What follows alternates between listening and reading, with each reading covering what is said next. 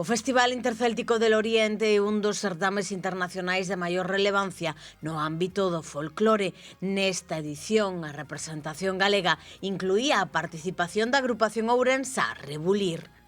Foi unha experiencia extraordinaria e moi intensa. A nivel artístico, os ourensáns cumpriron con creces o que se esperaba.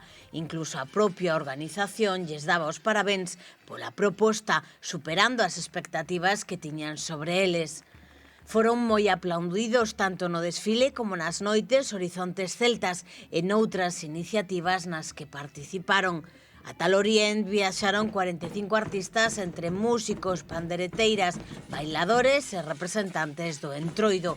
A proposta deseñada por Rebulir incluía novo vestiario e unha coreografía feita a propósito para a ocasión, cunha aposta ambiciosa para que contaron con pantallas, peliqueiros e bonitas.